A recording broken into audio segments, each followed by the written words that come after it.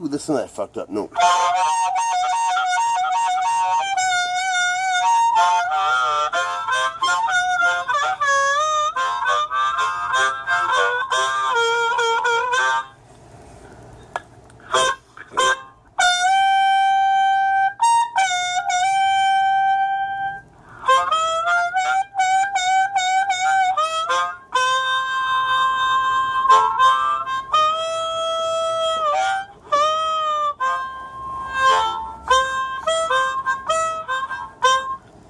You better have somebody on your bond. You better have somebody on your bond.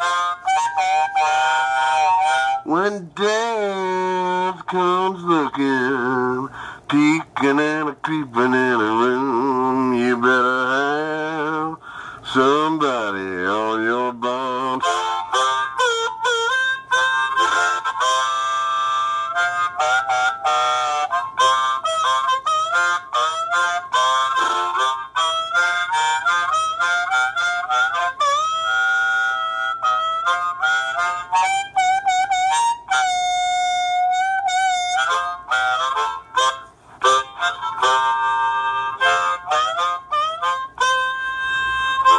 Well, you better have somebody on your bond.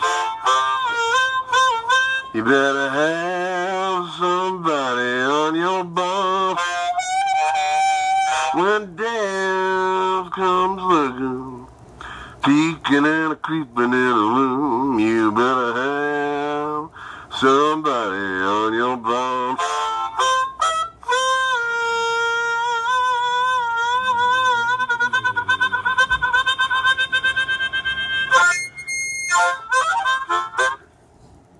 Trying to squeeze the life out of all these fucking old harmonicas I have. So I just got so many to fix that I just don't want to fix them all. So I'm trying to take the ones that are really fucked and just squeeze the last few drops out of them. But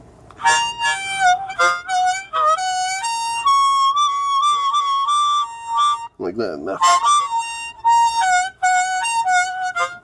I don't know. Whatever. It's just a harmonica. Like Billy French said, it's not a Stradivarius, it's a toy. So fucking just play it and have fun. You know what I mean? Know what I mean? I'm sitting back here. I'm sitting back here in the old backyard of Sound Kitchen Studios. The other old stairwell.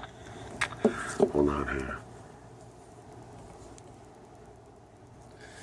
Guess it's about time to pack a lip. You know what I mean, Jimmy? You know what I mean, Jim? Don't take it to the chillins. You know what I mean? I sure hope that snuff fairy comes soon. I'm expecting her angelic wings to fall on me any minute. Maybe today, maybe sometime this week, maybe next week. I don't know.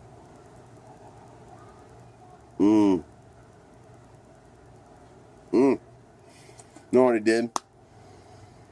I took this particular product here, and it's a product that I use often. I don't want to show the label because there's a boycott going on of these particular brands of products by YouTube dippers, and I can't boycott them because I'm a Canadian. That's all we have, but I can not show it on screen. But anyhow, it's a sweet, dark, natural tobacco that we get.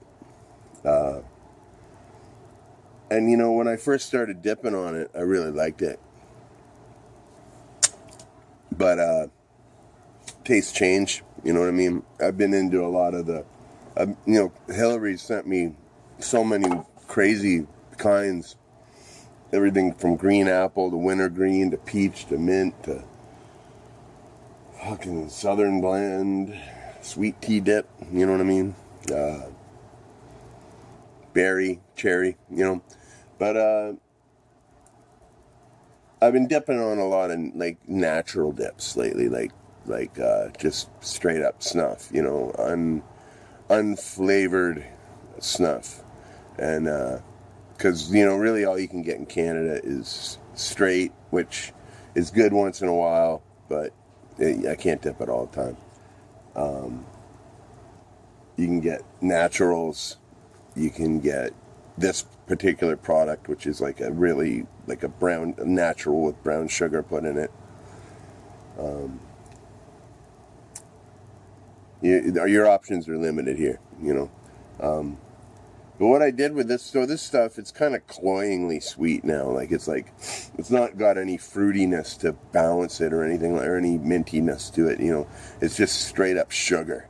You know what I mean? It's like someone spooned a fucking spoon of brown sugar into my dip. And that's kind of what it tastes like to me now. So what I did is I have some peppermint extract from my old baking days. And I dropped a couple drops in it. And it's actually really good when you do that. Because it's like a dark, rich peppermint. You know what I mean? In the States, you can get a lot of like I know Grizzly makes like a dark mint and a dark wintergreen, as opposed to the regular mint or wintergreen. And I'm sure this is kind of what it's like, because this product is called dark. You know what I mean? I'm sure, like as in a lot of products are called straight. Like straight isn't normal. Like it's not just like unflavored. It actually is a taste. It's some people say it tastes smoky. Some people say it tastes all kinds of things, really, like barbecue. I think personally it tastes like root beer is what I think it tastes like, but that's just me, and that's tastes change all the time. Sometimes I love straight dip. Hillary sends me the Stoker straight, and fuck, it's good, man. It's damn good. And Copenhagen straight I like a lot, and even the Skull straight, the American Skull straight is way better than the Canadian Skull straight. I just gotta say that. Maybe that's just psychological, but I think it's true. But yeah, I'm just hanging out. I'm actually back here because I want to build a new diddly bow. Just a really simple one out of a 2x4 and a piece of baling wire I have. Not baling wire, sorry, picture hanging wire, like framer's wire. And I got some old shit like that. I think I can make a cool diddly bow, not even using one single guitar part. Doing it real old school. And I have a cool bottle to use. I have a cool can to use. I have all the stuff. I just got to find a nice piece of wood and a couple nails. And but fuck, man, when I get that cooking, I'm gonna make a video and I'm gonna show you what it's all about. Diddly bow.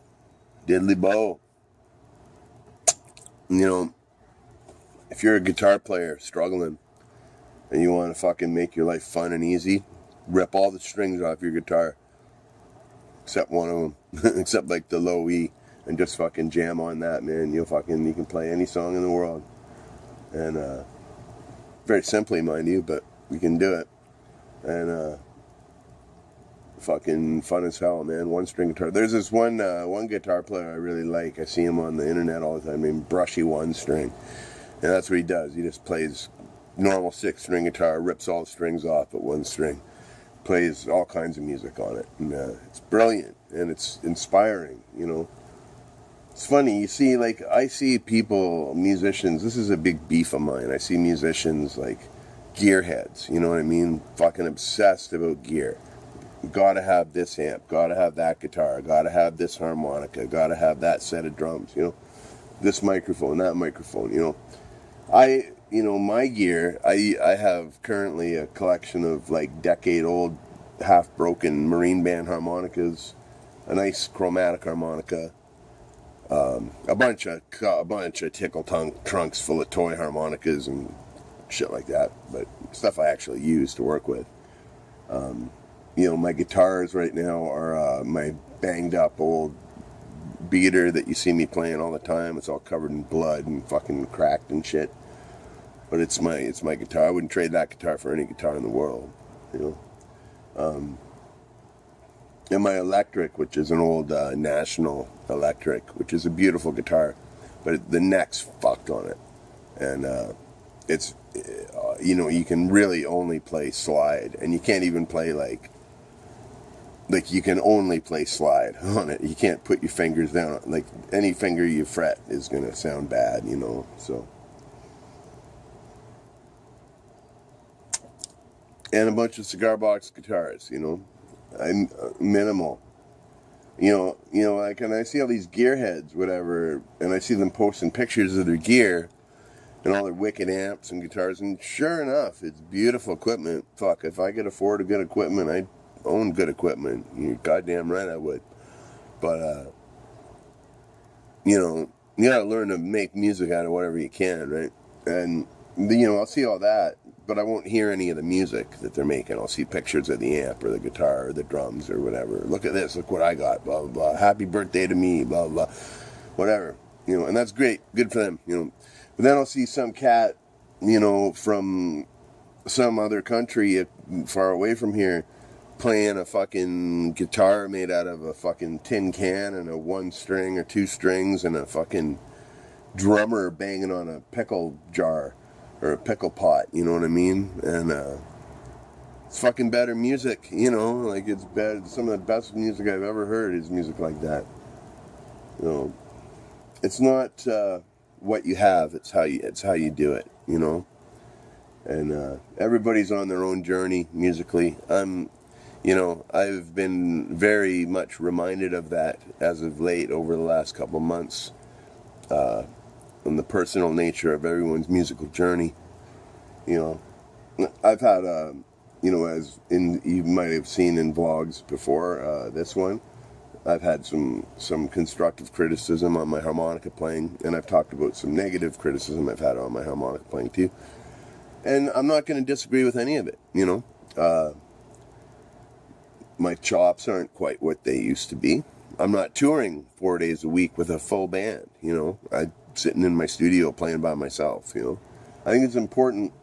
You know, one mission of mine this summer is to get in a band again and play harp in a band and get my fucking chops up back how they used to be. Because I used to be a contender, man. You know. I traded solos with Dan Aykroyd once, you know, and my solos were as good as his, you know. So, he actually broke 2 of my harmonicas. He blew them flat. But it's all good, you know what I mean? So all I'm saying, I'm not trying to brag here. All I'm saying is, I used to be a contender.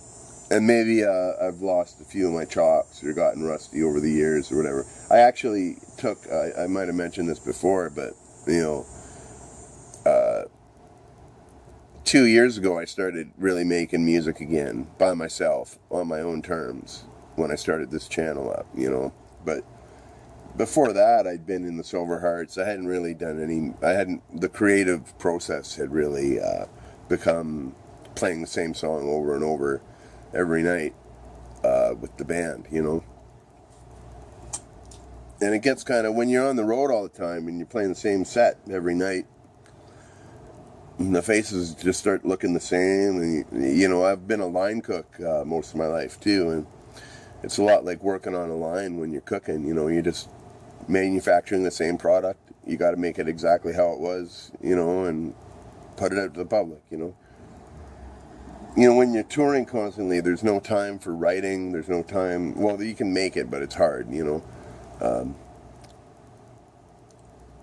That being said, the Jackson Sanatorium, the album we recorded, we wrote that entire album on a week-long tour we took to New Orleans. But that was different. The Silver Hearts was a job. You know, it was a job I did, you know, 4 nights a week, 3 nights a week for 15 years. You know, and sometimes on tour for a couple weeks at a time, sometimes for a month at a time, whatever. It all.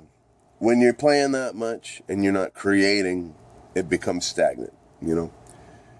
And, so when all that came to a head, and I left the Silver Hearts, and, now I'm a lone wolf, pretty much. I have Joe, I play with Joe, but we don't pursue Hurricane Charlie as a band. We do it to get our kicks out when we're fucking life's driving us crazy. We play like once or twice a year, I take it seriously, but I know we're not trying to fucking push it,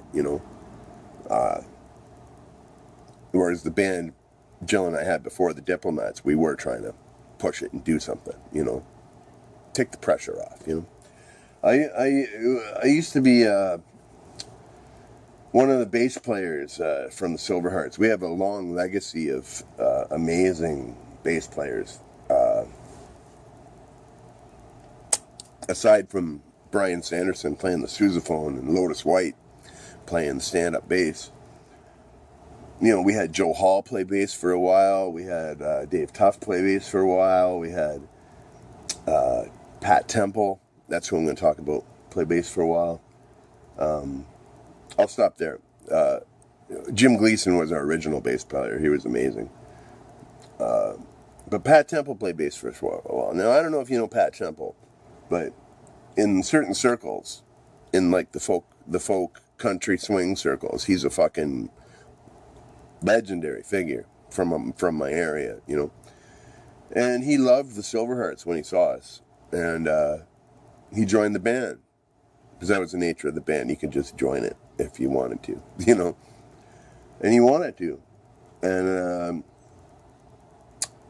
he was a great member of the band, very very involved. He got us a tour van that used to belong to the Cowboy Junkies. And a great guy to talk to, because he'd been in the business all his life, and he had, he gave you a lot of insight, Me and Pat got along really well. He once looked at me at late night. We'd been playing all night. We'd been drinking all night, and we were about 4 a.m, and we were gearing up to go play a booze can that we never actually made to because we got fucking hammered instead. But he looked me right in the eye and he said, You're the real deal, man. I can tell by the way you play and the look in your eye that you are a musician." And that is the highest praise I could. One of the highest compliments I've ever received in my life is having Pat Temple tell me that I'm the real fucking deal, And Pat had a lot of really fucking good things to say that stick with me to this day about music. This is why I try to remain independent. I'm not out chasing a label. I'm just doing this, you know what I mean? And I'm doing my shit on Mirkwood, which is no pressure. It's just cool. It's my friends. It's all good, And I have complete control, pretty much. I can make an album and submit it to them, and they can yay or nay it. And but basically, I've been told I can do whatever I want, and that's kind of nice,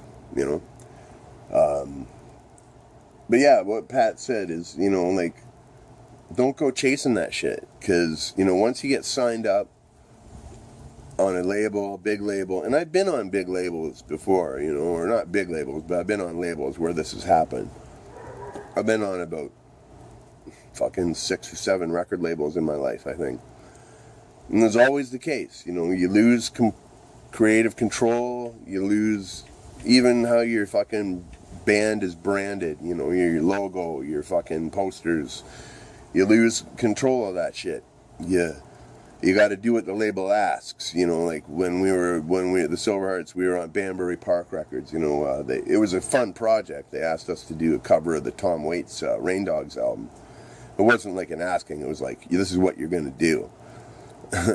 And and they paid for it all, and that was cool. And it was a fun show, and it was fun to do, but it was a hell of a lot of work, and it didn't do any fucking justice for me. Given the fact that everybody calls me a Tom Waits ripoff, which I'm totally not. I don't even listen to Tom Waits, mostly, I like him. I saw him play in '99, but I don't listen to him at home. I can't remember the last time I sat down and listened to Tom Waits' record, you know. He's not one of my primary influences. Not even on the top 100 of my primary influences, you know. But anyhow, well, I digress. What Pat Temple told us is, you know, like, if you stay independent, you know, like, your chances of making it in the music industry are fucking 1 in a fucking billion. You have a better chance of winning the lottery than you do of making a living as a musician, like a proper, solid living. You know, I toured on the road for 15 years, you know, and granted, you know, I made enough money on the band to pay my rent, but I also had to work, you know. I worked as a cook and a bartender all throughout that, you know, and, because, you know, there's no money in music anymore. It's not the 60s or the 70s, you know, or whatever. It's different, totally different game now. Now I'm just lucky if people fucking watch my shit, you know, on YouTube for free, or download my records for free, you know. And I think actually somebody paid $2 for the Hurricane Charlie record, so that's kind of cool. It's a pay what you can kind of thing, I think. But yeah, you stay independent, stay your own unit. You have 100% creative control.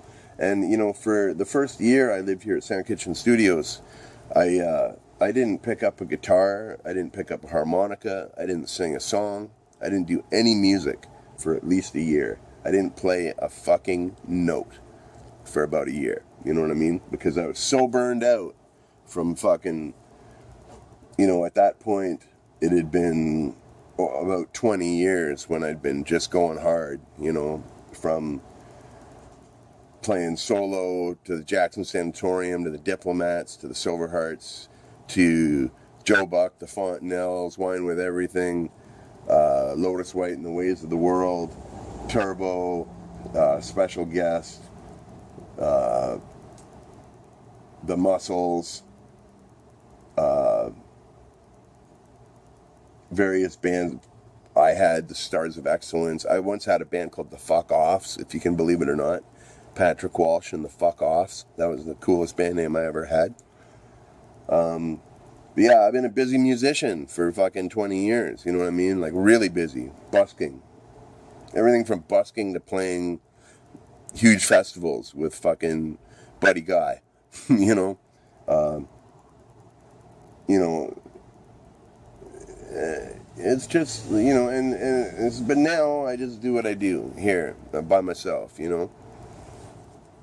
And granted, there's no money in it, and, you know, not many people see it, but I know some of the people who see it really like it, and that means a lot to me, you know, and I have complete artistic control, and I'm not going to make any money off it, really, anyway, other than fucking pocket change these days, so,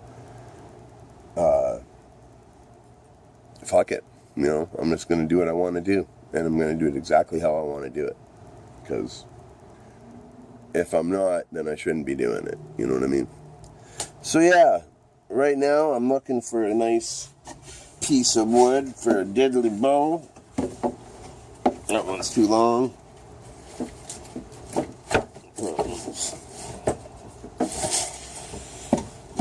This one might work. This motherfucker here. I don't know, it's got a nail, it's not right. Poke around. You know, this video is fucking 25 minutes long. Now that I know I can go over 15 minutes, I'm a fucking Grandpa Simpson chatterbox. But, yeah, I just needed to sit outside for a bit today. So it's get stuffy there in the studio. So, but, I hope you're all good and well. Having a wicked Monday. You know, start of a new week. Every day is a new day. You know, if something that you're looking forward to doesn't happen today, it might happen tomorrow. You know, I'm expecting this package of snuff to come in the mail. It might come today, but if it doesn't come today, I can look forward to it maybe coming tomorrow, and that's a good thing. You know.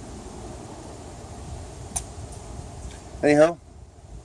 I'm going to call it quits because I've been taking up enough of your time. If you watch this, I appreciate it. And thanks for your subscriptions and your likes and your fucking encouraging words and your constructively criticizing words too. Thanks for all of it. I'm just glad people are watching, if you're watching. So until the next time in the meth end of town, you know the drill.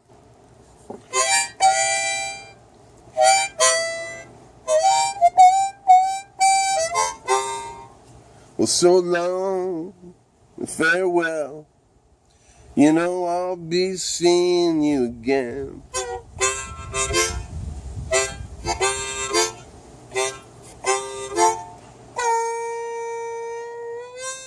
In the meth end of town, baby, alright, stay free and be well and be you and be the best you can be. And if you can't be the best you can be, you can goddamn well fucking fake it. Oh yeah.